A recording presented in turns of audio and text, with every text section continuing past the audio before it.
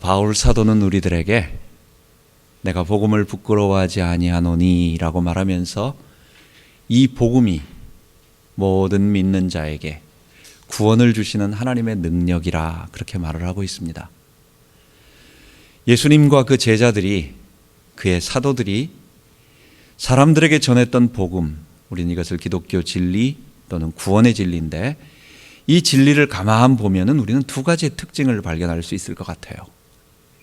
그것은 첫 번째로는 그 성격적으로 이 진리가 우리의 구원 문제를 다루고 있는 것이기 때문에 이거는 생명을 거는, 이것을 알면 좋고 몰라도 문제없고, 알면은 조금 더 유익하고 우리의 삶이 좀 더 풍요로워지고 몰라도 뭐 그렇게 크게 손해보는 거 없고, 이런 것이 아니라 주님께서 우리들에게 말씀하여 주시고 우리가 교회에서 배우는 이 구원의 진리는, 이거는 생명을 거는 절대적인 진리입니다.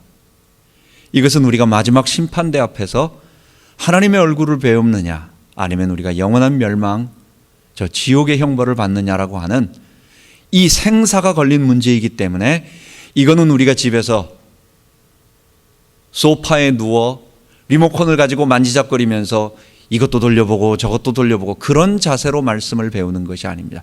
이건 우리의 생을 거는 절대적인 어떤 생사를 결정하는 메시지라는 것입니다. 두 번째로, 이 하나님께서 우리들에게 말씀하여 주시는 이 구원의 진리는 그 내용적으로 난해하고 복잡하지가 않습니다. 이거는 명료하고 명쾌합니다. 모든 자들을 구원 얻게 하려고 한다면 그들의 지적 수준과 그들의 문화와 모든 것이 다 다를 것입니다. 그런데 이 사람들이 구원받을 수 없단 말이에요. 예수님께서 상대하신 사람은 아주 높은 학식이 있는 사람도 아니었어요. 그들은 별로 배운 것 없는 어부 출신, 갈릴리에서 이렇게 변방에서 살던 그런 사람들이었어요.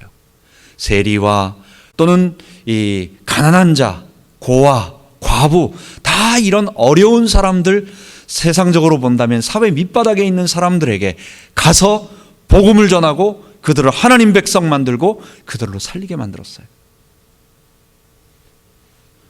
어떤 종교의 가르침처럼 아주 난해하고 밑도 없고 끝도 없고 있는 것도 아니고 없는 것도 아니고 만져지지도 않고 그렇다고 느낄 수 없는 것도 아니고 한 그 복잡한 진리가 아니라, 이것은 모든 사람들에게 그들이 받느냐 안 받느냐의 결정에 따라 달려있지, 이것을 이해하지 못해서 못 알아듣는 것, 못 받는 것은 없는 것입니다. 구원은 명쾌하고 또 명료합니다. 이 구원의 진리를 그럼 한번 요약해 본다면 우리가 크게 한 세 가지 정도로 말할 수 있는데, 첫 번째가 인간의 전적인 부패. 어떤 종교에도 말하지 않아요. 하나님을 거부하는 인간의 죄로 꽉 차 있는 우리의 본성, 이것 때문에 파생되어지는 모든 자범죄들, 그 결과들, 사망의 형벌들, 이 죄와 사망의 이 문제, 그 핵심이 뭡니까? 인간은 전적으로 부패해서 스스로 구원 얻을 수 없다는 것. 두 번째는 이러한 인간을 구원하기 위한 하나님의 절대 주권, 그리고 예수님의 십자가, 그리고 나서 성령님께서 우리를 구원하여 가시는 과정, 이 놀라운 하나님의 구원. 그리고 마지막으로 이 모든 것을 합쳐본다면, 결론을 낸다면, 기독교의 진리, 예수님께서 우리들에게 가르쳐주고 사도들이 우리들에게 소중하게 그대로 전달해줬던 이 기독교 진리, 구원 진리는 그 특징이 인간의 어떠한 자랑도 용납하지 않고 오직 하나님께 영광 돌리는 그런 진리인 것입니다.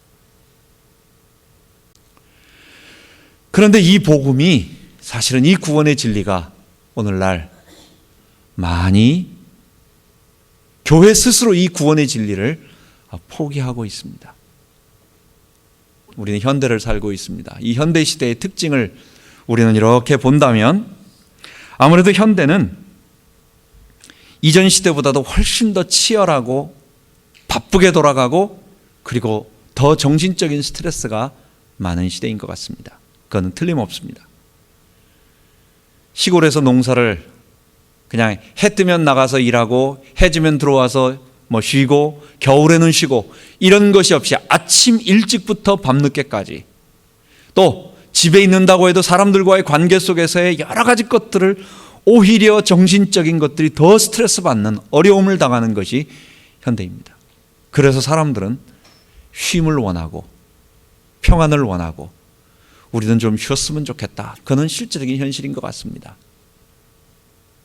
그래서 사람들에게 이 현대가 지금 또 우리를 어떻게 이끌어가냐면은 아주 가볍고 그리고 시각적이고 그리고 이것은 빠릅니다. 텔레비전의 광고라든지 이런 것 보면은 여러분 2초 동안 정지되어 있어 보십시오. 리모컨 돌려가지고 딴 데 갑니다. 우리들에게 광고라든지 텔레비전에 나오는 모든 화면들이 얼마나 빠르게 계속 바뀌어주는지, 그런 시대에 살고 있는 우리는 생각하기 싫어요.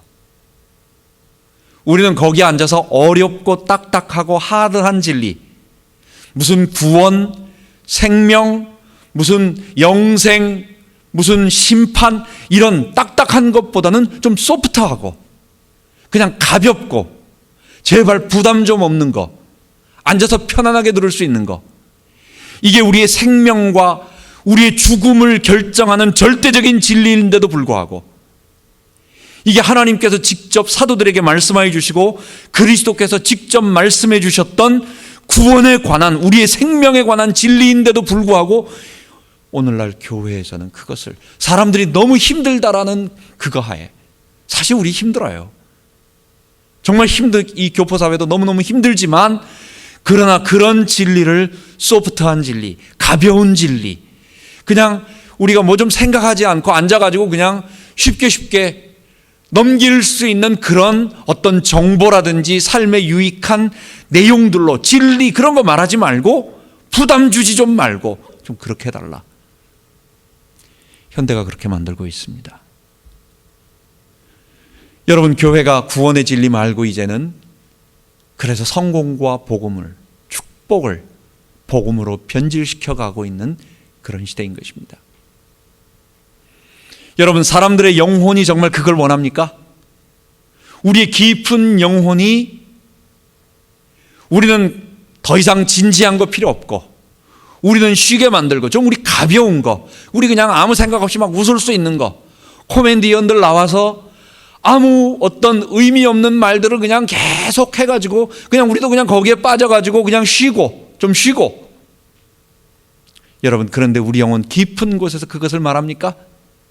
여러분, 왜 교회가 자꾸만 사람들이 그러니까 우리도 그런 메시지로 교회가 말하고 있는 이 구원, 이 죄, 회개, 그리고 회심과 예수 앞에 주되심을 고백하고 그 앞에 굴복해서 살아가는 우리의 삶의 전 영역을 하나님께 맡기는 이런 것들은 현대인들이 싫어할 거야. 이런 것들은 사람들이 싫어해. 이제 우리 좀 가벼운 거 전하자 라고 왜 바꿉니까? 결국은 뭐냐? 교회가 구원의 진리를, 사실은 그 구원의 진리가 가지고 있는 그 능력을, 구원의 능력을 믿지 않고 있는 것입니다. 우리는 사람들이 그럴 것이다라고 지레짐작을 하고 그들에게 접근하기 위해서는 우리가 이렇게 해야 된다라고 하는 다른 어떤 그런 선입견에 잡혀서, 근데 그 내면은 뭐예요? 우리가 구원의 진리에 자신이 없는 거예요. 내가 그 구원의 진리가 기쁘지 않은 거예요. 내가 그 예수의 주되심과 예수를 부를 때 오는 그 감격에 내가 힘이 없는 거예요. 그러니까 이 사람들 때문에 우리는 이런 말씀을 전한다, 이들을 위하여 이들이 이해할 수 있는 말로 전한다라고 하면서 각종 사람들의 어떤 삶을 부드럽게 만드는 어떤 방법들, 어떤 법들, 마음의 치료들, 가정의 어떤 행복들, 이런 것들로 복음들을 전부 다운그레이드 시켜가지고 말씀을 전하기 시작하는. 그래서 오늘날 기독교는 한마디로 말한다면 바알 숭배가 그 안에 교묘하게 자리 잡고 있는 변질된 자본주의 기독교가 되었다. 우리는 그것을 우려하고 있는 것입니다. 우리도 모르게 우리는 자본주의 이 교회 속에 살고 있습니다. 우리가 살고 있는 자체가 자본주의입니다. 자본주의는 아무래도 한 크게 세 가지 정도가 아닐까요? 물질주의, 사람의 가치가 물질에 있습니다. 그 사람의 인격, 그 사람이 얼마나 고고하고 또 그의 자녀와 그의 삶의 태도가 어떠냐 보다는 얼마 많이 가졌어, 어떤 차를 타고 다니느냐, 그가 돈이 얼마냐라고 하는 것에 사람의 시선이 가고 그 사람 밑에 들어가기를 원하지, 돈 하나도 없는 고상한 선생님 밑에 가서는 별로 그렇게 인기가 있지 않습니다. 물질주의. 자본주의는 실용주의입니다. 내게 유익하지 않으면, 돈으로 환산할 수 없는, 바꿀 수 없는 지식은 아무 가치가 없어요. 우리가 대학이나 학교에서 배우고 있는 지식들이 뭡니까? 다 그게 돈으로 쉽게 바꿀 수 있는 지식들이에요. 그런 것들이 인기 있는 것입니다. 결국은 돈입니다. 그리고 쾌락주의입니다. 결국은 나를 기쁘게 하라고. 결국은 이런 것들이 나의 희생과 또 내가 누구를 위해서 봉사하는 이런 것보다는 이 자본주의, 이 물질주의, 이걸 다른 말로, 옛날 말로는 바알 숭배, 오늘 말로는 좀 맴몬, 황금 만능주의, 물질 숭배, 이런 것들이 뭡니까? 결국은 나의 쾌락. 여러분, 이것이 교회 안에도 들어와 있어요. 우리가 구원의 진리다 뭐다라고 하는 모든 것들 추상적이다 모르겠다, 그냥 당장 내가 내일이라도 주머니에서 꺼내서 써먹을 수 있는 그거, 교회 진리도 그런 것 좀 알려줘라. 교회 안에서 봉사하는 사람, 그리고 교회 나와서 이렇게 하는 사람들, 돈 없으면 교회 나와서도 행사하기 어려울 정도로 분위기가 그렇게 가고 있어요. 교회에서도 철저하게 자기중심적인 모든 메시지가 결국은 뭡니까? 나에게 기분 나쁘게 하는 것은 악이에요. 모든 메시지가 나에게 감동을 줘야 하고, 내가 뭔가를 느끼고 내가 좀 즐거워야 하고, 쾌락이에요. 자기 쾌락. 에피쿠로스 학파처럼 내게 즐거워야 돼, 나에게 유익해야 돼, 내가 뭔가 감동을 느끼고 그래도 돌아갈 때 끄떡이고 나가줘야 되는, 그러지 않은 모든 것들은 악이다라고 생각하는 것이 여러분 현대기독교입니다. 이걸 종합적으로 말했을 때 우리도 모르게 어느 날 갑자기 교회가 예수님이 우리에게 전해줬던 이 생명의 진리, 인간의 어떠한 자랑도 용납하지 않고 오직 하나님께만 영광 돌리는 그런 하나님 중심의 구원의 진리가 이제는 사람 중심, 소비자 중심, 이 사람들 중심의 이런 바알 숭배 종교로 변질되어 가고, 지금 너무도 많이 그쪽으로 다 넘어가 버리고 있는 상황이 되어버린 것입니다. 이런 시대에 우리는 우리와 똑같은 이 모습을 그대로 보여주고 있는 시대가 하나 있었습니다. 그게 유명한 대표적인 엘리야 시대, 바로 바알 숭배와 극심하게 그 위기가 있었던 그런 시대였습니다.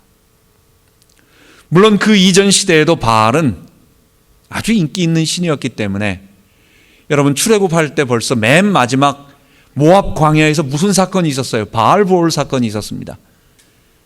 마지막 그 바알 축제에 이스라엘 백성들을 다 모아놓고 거기에 참가시켜서 미디안 여인과 간음하며 모압 여인과 간음하며 24,000명이 일시에 하나님께서 죽이셨던 그 사건이 가나안 들어가기 직전 뭐예요? 바알 사건이에요. 바알 숭배. 가나안 땅에 들어가서 이스라엘은 한 번도 이 바알 신의 유혹으로부터 벗겨나지 않았어요. 계속해서 바알을 섬긴 것입니다. 여러분, 오늘 이 시대가 그때 바알 시대하고 똑같다라고 해서 오늘은 우리가 그 바알 시대에 예수를 주로 고백하는 사람들, 하나님께서 엘리야를 통하여 그 일들을 회복하셨고 그 의미가 무엇이며 그것이 오늘 우리에게 어떤 역할을 감당할 것인가, 우리가 하나님께서 엘리야처럼 이 바알과 싸우기를 원하시고 그 가운데서 예수의 주되심을 고백하며 이 세상을 정복해 나가기를 원하는 그 일을 오늘 본문을 통해서, 열왕기상 18장의 말씀을 바울은 로마서 11장에 인용하며 그 바알에게 무릎 꿇지 아니한 남은 자들이 신약교회이고, 오늘은 우리는 뭐라고 말하느냐? 예수를 주 되심으로 고백하는 그런 자들이다라는 제목으로 오늘 말씀을 나누기를 원합니다. 여러분, 어떻게 하나님과 바알을 동시에 섬길 수 있겠습니까? 이게 가능하겠습니까? 이론적으로는 불가능하죠. 하나님을 섬기면 하나님을 섬기든지 바알을 섬기면 바알을 섬기든지. 근데 사람들은요, 이게 가능해요.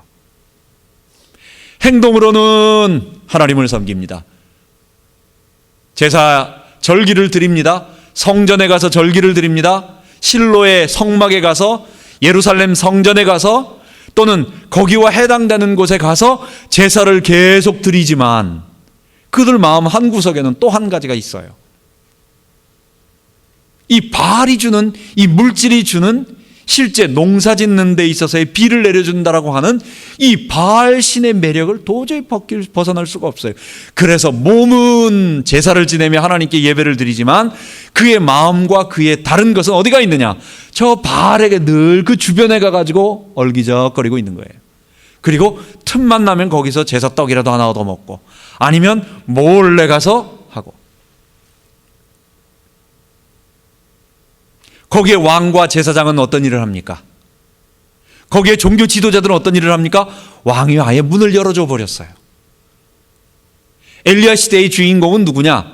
사실은 아합 왕. 그 아합 왕은 어떤 왕? 이스라엘 전체에 그동안은 감히 백성들이 바알을 섬기는 것을 묵인하고 그냥 통치로 사용을 했지만, 이건 용기 있게 아예 그냥 바알을 갖다가 공인을 해버리는, 시돈 왕 엣바알, 왕 이름이 엣바알이에요. 왕과 제사장이 같습니다. 바알 제사장입니다. 거기에 딸입니다. 어려서부터 바알을 섬기던 그런 공주를 왕비로 맞아들이고 거기에 따른 제사장들을 다 수입하고 제사 기구와 제사 방법과 그 나라와 함께 교역을 맺기 위해서 아예 바알을 공인을 해버리는, 바알 종교를 공인해버리는, 여러분, 그런 왕이었습니다. 거기에 제사장들과 종교 지도자들은 뭐 합니까? 거기에 맞는 근거들을 대줍니다. 그러면 백성들은 어떻게 생각하죠? 왕이 이것을 허락했다. 종교 지도자들이 우리들에게 하나님 안 하고 이것을 섬겨도 되는 많은 신학적인, 바알 신학적인 근거들을 우리에게 말해주고 설명해준다. 백성들은 그래서 자기들이 바알 숭배하는 것을 조금 더 거리낌 없이, 또 어떤 걸끄러운 마음 없이 나갑니다. 왕은 뭐라고 말합니까? 내가 하고 싶지 않은데 백성들이 원하고 이 백성들을 부요하게 만들기 위해서 시돈과 손잡기 위해서는 어쩔 수 없다. 내 잘못이 아니다. 백성들이 원하기 때문에, 또 백성들을 잘 살게 하기 위해서 시돈과 손잡으려면 어쩔 수 없다. 제사장들은 뭐라고 말합니까? 나 원래 하나님을 대적하려고 하고 있는 건 아닌데 왕이 나에게 이것을 갖다가 섬기라고 하니까, 또 백성들이 그것을 요구하니까 나는 내가 가지고 있는 지식을 가지고 그들이 원하는 것을 알맞게 만들어주는 근거만 만들어줬을 뿐이다. 사실 내가 그러고 싶은 건 아니다. 다 책임을 남에게 돌리지만, 왕이나 제사장이나 백성들이나 서로에게 책임을 돌리지만 근본적인 책임은 누구에게 있는 것입니까? 전부 다 자기 속에 있는 자기 욕심 때문에. 여러분, 오늘날 교회에서 하나님의 말씀, 이 구원의 진리, 모든 사람이 믿고 구원 얻을 수 있는 이 진리, 그리고 생명과 삶이 달려있는 우리의 이 절대적인 진리가 어느 날 재미없는 진리, 딱딱한 진리, 이거는 교인들을 갖다가 지루하고 졸게 만드는 진리, 이거는 별로 쓸모없는 진리, 이거는 너무 추상적이어서 이건 나중에 가봐야 아는 진리, 아무 의미 없는 진리로 저기 뒷골목 서랍 속에 넣어놓고 사람들이 좋아할 것 같은, 사람들이 원한다고 하는 그런 진리로 포장돼서 복음이 아닌 적극적인 사고, 긍정의 복음, 영적 메시지, 사단신학, 그리고 이것이 축복과 은사와 모든 은혜로 막 오는 성공의 복음으로 우리들에게 계속 쏟아지는데, 성도들은 교회에서 가르치니까 그게 맞는 거지 뭐 하면서 그걸 좋아해서 따라가고, 그것을 말하는 자들은 나는 이 사람들이 하나님 믿게 하기 위해서야, 나는 원래 그런 게 아니야, 본래 깊은 내용은 이거야 라고 말하면서 또 그렇게 말하고, 서로들 뒤엉켜가지고 옛날 바알 시대와 똑같이 그렇게 온 나라가 다 넘어가게 되어 있는 것입니다. 여기에 하나님은 엘리야를 세우셨고, 엘리야의 눈물을 통해 가지고 또 엘리야의 사역을 통해서 하나님은 불을 내리심으로 온 이스라엘이 바알 종교로 넘어가는 것을 막고, 그 다음에 엘리사를 통한 큰 이스라엘의 사역을 이루게 하신 것입니다. 여러분, 이 바알 시대, 지금이 우리는 바알 시대라고 우리가 정말 고백하며, 우리 교회도 거기에 영향권 아래 있다라고 고백하고 우리도 주의하며 기도하며, 이 시대에 그러면 하나님, 우리는 어떻게 엘리야처럼 우리의 사역을 해야 할 것입니까? 우리는 세 가지 정도로 이 말씀을 적용해 보면서 말씀을 마치고자 합니다. 여러분, 엘리야의 중요성이 뭐라고 생각하십니까? 사실 본문에 보면 엘리사보다도 엘리야가 별로 그렇게 더 사역을 많이 하지 않았어요. 엘리야의 기적을 한번 잘 살펴보면 사실은 18장에 나오고 있는 갈멜산에서 모든 백성들 앞에 바알과 그 다음에 여호와 사이에 머뭇머뭇거리고 있는 그 사이에 서서 하나님의 살아계심을 입증한 그 갈멜산 바알 제사장과의 싸움 사건 하나가 크게 부각되고, 나머지는 아주 작은 몇 가지 기적밖에 없고 그냥 없어집니다. 무슨 사르밧 과부의 집에서 기적을 베푼 거나, 그 자기 먹으려고 배고프니까 하나님께서 그를 먹이신 것, 그릿 시냇가에서 까마귀가 먹을 거 갖다 준 거, 3년 동안 그 집에 있는데 그 아이가 죽으니까 또 그 아이를 좀 살려낸 거, 그리고 마지막에 하늘로 올라갈 때 병거 타고 올라간 거, 이런 거밖에 없는 겁니다. 그거에 비한다면 엘리사는, 그의 후계자 다음 선지자 엘리사는요, 아주 이 사람은 스케일이 큰, 왕들과 대하는, 북이스라엘의 왕을 세우고 아람 왕을 세우고 모압으로부터 아람으로부터 이런 국제 정치를 통해서 이스라엘을 잘 지켜내며 여러 가지 기적도 있지만, 그런 큰 나라들을 갖다가 이끌어가는 왕이 아버지여라고 부를 정도의 그런 일을 한 사람입니다. 엘리야는 뭐고 엘리사는 뭡니까? 왜 엘리야가 중요하고 왜 그 다음에 엘리사가 나옵니까? 엘리야의 중요성은 온 이스라엘이, 그의 삶은 사실은 별 볼 일 없는 것처럼 보이고, 또 우리가 본 것은 오늘 읽은 본문에 나온 내용이 뭡니까?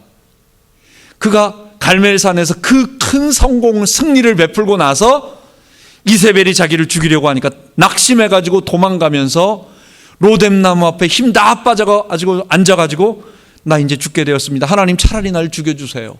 이제 나만 남았습니다. 아무도 남지 않았습니다. 다 끝났습니다. 내가 이제 살아서 뭐합니까? 나 죽여주세요 하고 모든 힘 다 빠져버린, 이 참 뭐하는 사람인지 모를 정도의 이런 느낌이 오는 이런 약한 사람처럼 보이는 거예요. 여러분, 근데 엘리야가 얼마나 중요한 줄 아십니까?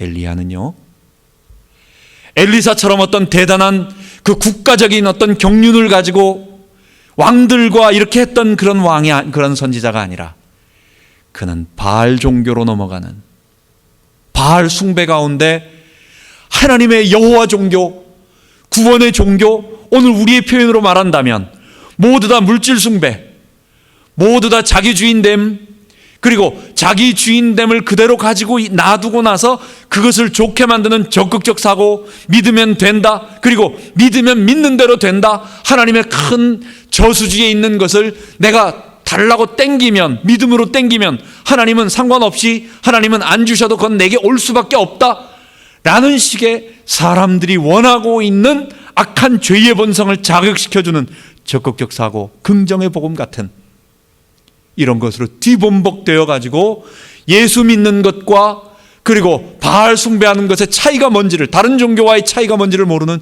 이 시대에 그는 여호와가 하나님이시다, 바알은 하나님이 아니고 우리를 선택하시고 아브라함에게 선택하시고 그리고 이스라엘 백성을 건져내셔서 가나안 땅에 우리를 세우신 그 하나님이 계시고 우리는 그 하나님께로 돌아가야 된다라고 여호와의 종교를 지켜낸 거예요. 그 일을 한 거예요. 그 일을 목숨 걸고 갈멜산에서 해냈어요. 그가 복음을 지켜냈어요. 그리고 그 지켜낸 복음 때문에 그 복음을 가지고 결국은 엘리사가 그 다음에 사역을 하는 것입니다.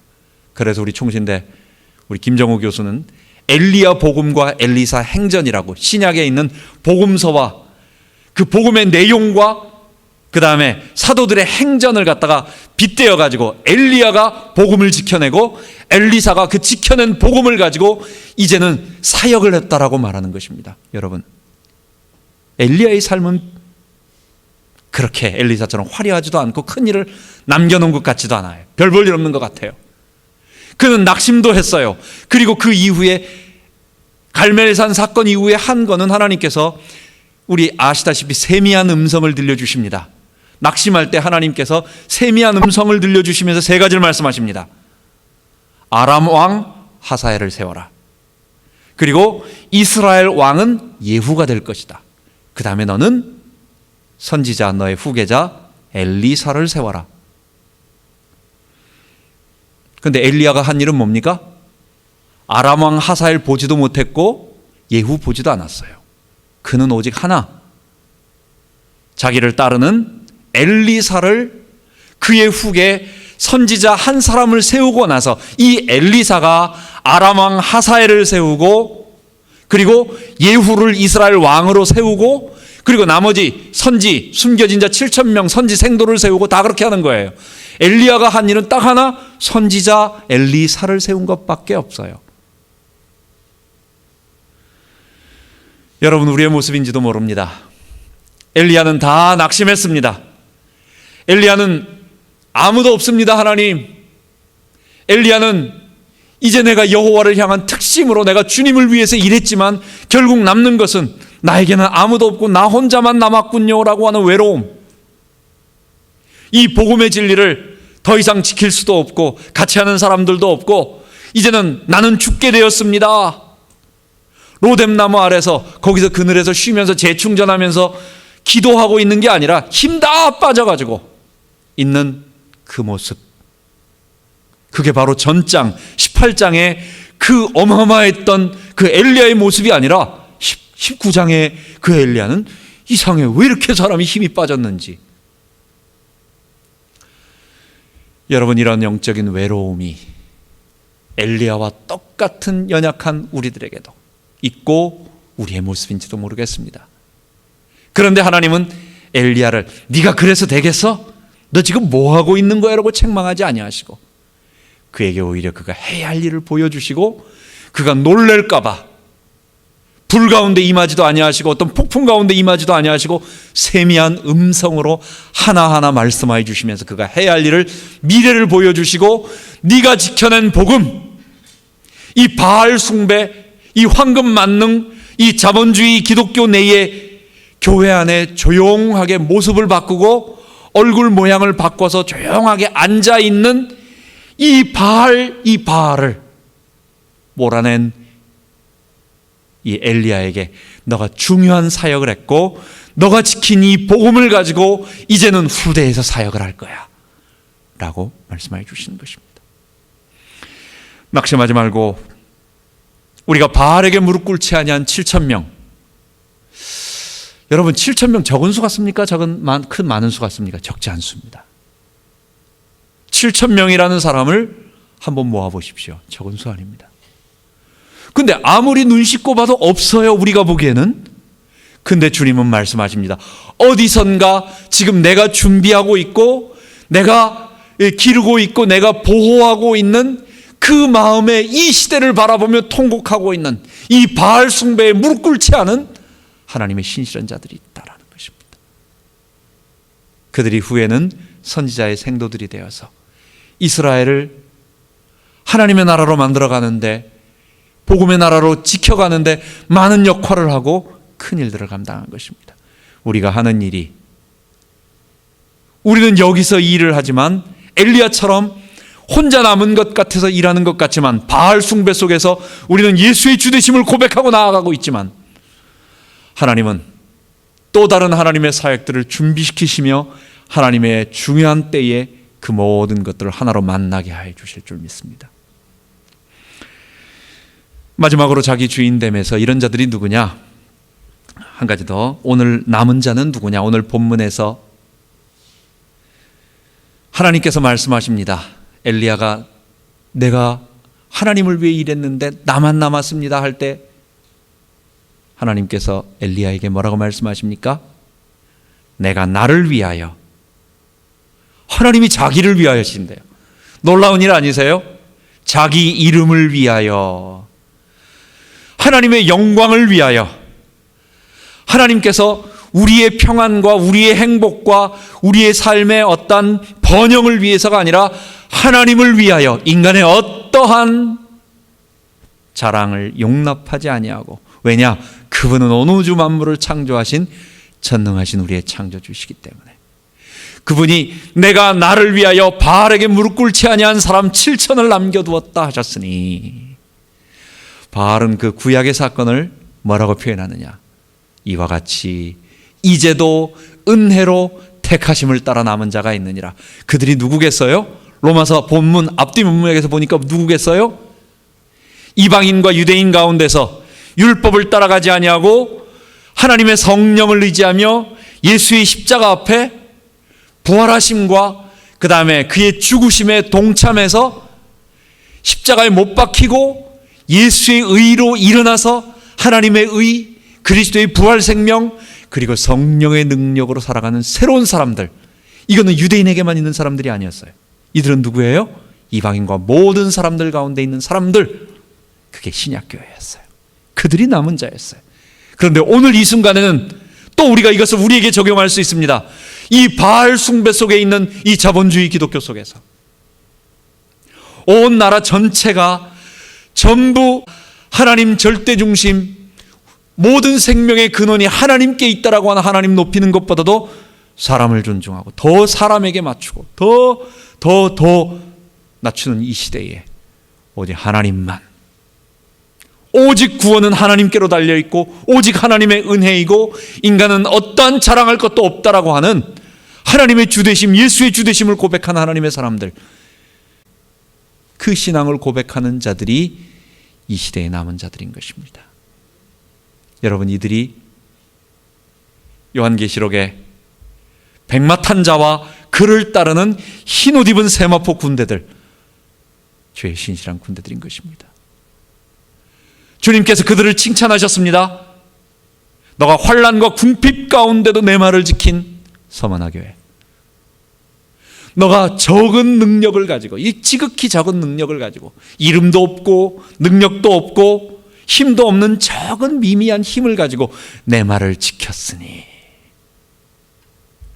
적은 능력을 가지고 이 복음을 지켰던 교회들을 주께서는 찾으셨고 칭찬하신 것입니다.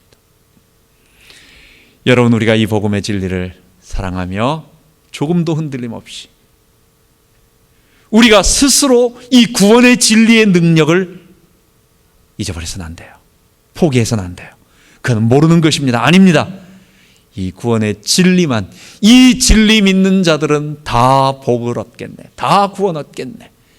이 예수의 복음이, 이 구원의 진리가 온 세상에 선포됨으로 우리 주의 재림이 임할 때에 그 앞에 나아간 자들이 다 기뻐하며 일어나며 하나님께 영광 돌릴 그날을 바라보고, 그리고 그때까지 우리의 전생을 하나님께 드리는 소중한 성도들, 우리 주님에게 되기 바랍니다.